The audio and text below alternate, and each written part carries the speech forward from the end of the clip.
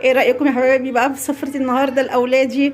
احلى فتة كوارع، واحلى محشي ورق عنب، واحلى ممبار او سجق زي ما بتقول عليه، وطبق سلطة يستاهل بقكم ويستاهل بق اولادي.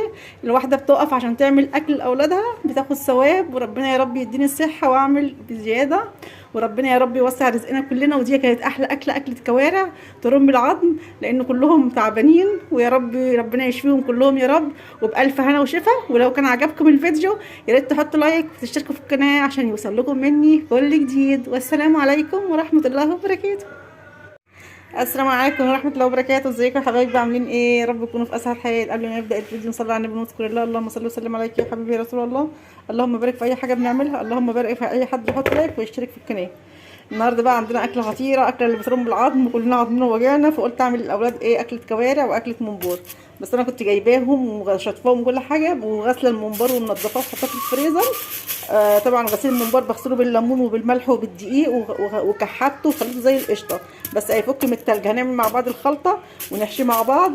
والكوارع انا كنت شطفاها بس لسه طبعا انا هعمل لها الخلطه اللي هو لسه حتى يعني قربت تفك من التلج اهي. لسه هعمل لها الخلطه اللي انا ايه هنضفها بيها، اللي هو ملح، سكر، جنزبيل، قرفه، ودقيق وليمون. هو دون الماده بقعد ارشها عليها كده اهو، يعني اقعد ارش الملح كده. بصوا الاولاد مع بعض كلهم، واقعد ارش الملح على السكر دي محلول النقع بتاعها. هي متلجه لسه يعني قربت تفك، فانا هغسلها وارش عليها برضو الليمون، واقعد اعصر عليها الليمون واحط قشره. دون ايه، احنا دلوقتي كده احنا بنعقم الكوارع. نقعد نعصر يجي ايه 3 ليمونات كده. دول 3 فرد كوارع، انا جايبه الواحده ب130 جنيه، يعني التلاتة ب390 جنيه. عملت جمعيه وجبتهم للعيال، نفسهم ياكلوا كلهم عظمهم وجعهم. في نص ليمونه لسه، ده في ليمونه كمان. والممبار جايبه الكيلو ب75 جنيه، جايبه 3 كيلو ب200 و200. 3 كيلو اوكي، 150 175 75 150 225. مش بقول لكم عملت جمعيه؟ هم نفسهم ياكلوا الاكل ده وبيحبوا ياكلوها من ايدي. بس كده، ونروح حاطين حبه دقيق ونسيبها بقى تفك، وبعد ما تفك نسيبها يجي نص ساعه، نقعد ندعكها ونروح شاطفينها. وهرجع لكم بقى بعد ما اغسلها خالص. ده محلول النقع يا حبايبي. نقعد انا هفككها من التلج دلوقتي، واقعد ادعكها بايديا واشطفها واخليها نص ساعه بقى في الحاجات دي.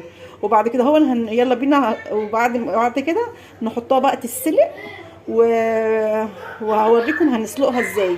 ماشي، حبه وهرجع لكم تاني. بصوا يا حبايبي، احنا غسلناها وخليناها زي القشطه. بصوا لونها ابيض وبقت زي القشطه ازاي. شطفتها وخليتها زي القشطه. ودلوقتي انا حطيت ميه على النار بتغلي، هحطها في قلب الميه. الحركه دي اسمها صمت الكوارع. بحطها في قلب الميه تاخد قلبه واحده، وبروح بنشيلها تاني. وبعد كده بحط ميه على النار تاني تغلي، واحط لها بقى معاكم الحاجات اللي هي بنحطها عليها.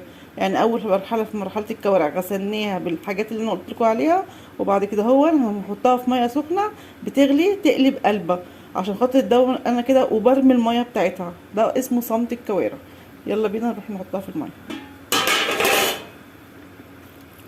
اهي كده. الميه اهي بتغلي، اروح حطها بقى سقطها كده، هصمتها بقى كلها والميه تقلب قلبه، واروح ايه عاملاها تاني واجيبها لكم بقى. وانا بحط لها على الحاجات اللي بحطها وهي بتسلق، بس بعد ما بنشيلها واحط لها ميه نضيفه. سقطنا الكوارع اهي يا حبايبي، هتقلب قلبه بس. وبعد كده بقى اصلتها اعملها بالمقصوطه كده، وبعدين هحط ميه نضيفه خليها متغطيه. الحله دي بتاعت ماما الله يرحمها، دي بس بسلق فيها الكوارع او بط او حاجه زي كده. ودلوقتي حاطه على العيد التانية ورق عنب اللي انا كنت مفرزاه معاكم بسلقه برده. حطيت حبه ملح بس ومعلقه خل. انا دايما لما بسلقه بحط كده اهو، ما بحطش ليمون. هو مزز، ولو عاوزينه مزز زياده بحصر ليمون بعد ما بيستوي وبنحشيه. فدلوقتي بقى ايه دي، اول كيس حطيته هحط كيس تاني. طلعت ورق العنب معلش اسفه. طلعت ورق العنب اهون. بصوا انا هوريكم بس لونه لما طلعته بالفريزر. بصوا لونه عامل ازاي، اللي انا كنت برماه اهو. بصوا ولا اتكسر ولا اي حاجه اهو. بصوا هحطه دلوقتي. بصوا اخضر ازاي، اكني لسه شاريه من السوق. يعني اللفتين دول اللفتين دول ربع كيلو، وانا عملت لفتين يبقى انا عامله نص كيلو ورق عنب، لان انا النهارده جوازات بناتي جايين وبناتي وحماتي.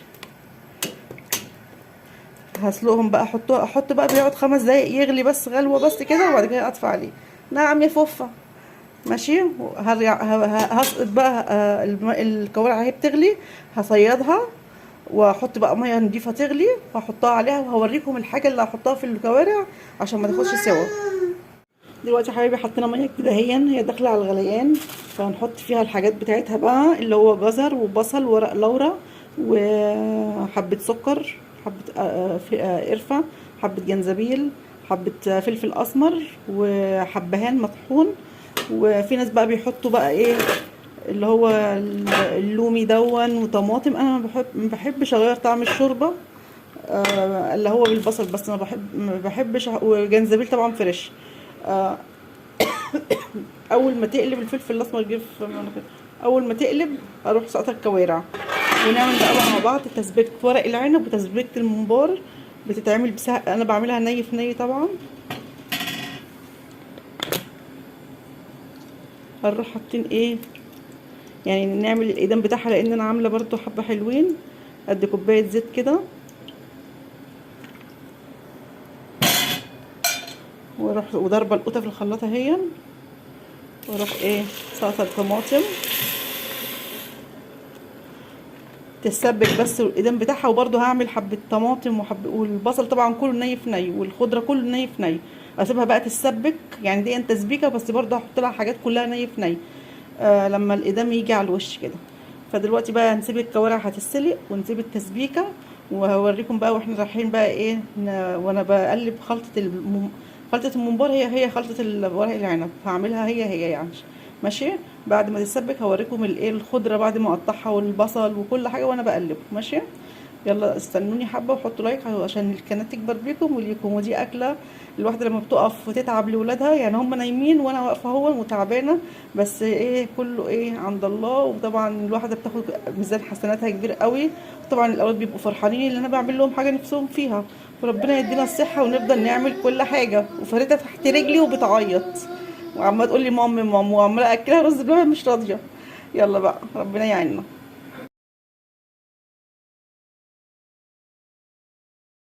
هسقطها على الرز كده.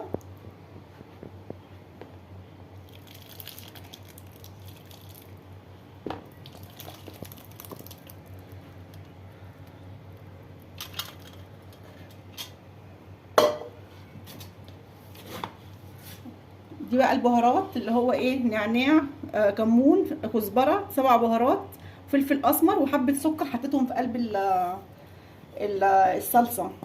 وحطينا ايه كمان، وحطينا اللهم صل على النبي حبه نعناع.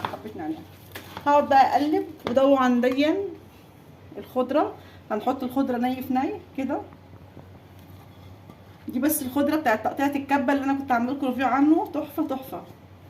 وطبعا البصل انا مقطعاه برده فيها اهو، وحاطه له اهو البصل برده ني في ني، يعني كل حاجه ني في ني. والصلصه بس سبكتها واديت لها كبشه بصل بس، لان انا بحب البصل كتير.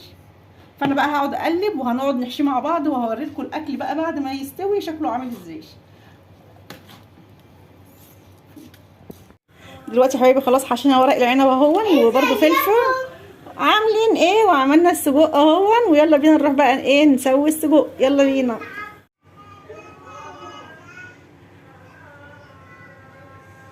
ايه رايكم يا حبايبي بقى في سفره النهارده لاولادي؟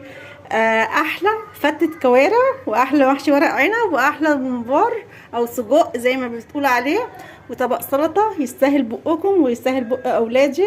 الواحده بتقف عشان تعمل اكل لاولادها بتاخد ثواب، وربنا يا رب يديني الصحه واعمل بزياده، وربنا يا رب يوسع رزقنا كلنا. ودي كانت احلى اكله كوارع ترم العظم، لان كلهم تعبانين، ويا رب ربنا يشفيهم كلهم يا رب، وبالف هنا وشفا. ولو كان عجبكم الفيديو يا ريت تحطوا لايك وتشتركوا في القناه عشان يوصل لكم مني كل جديد. والسلام عليكم ورحمه الله وبركاته.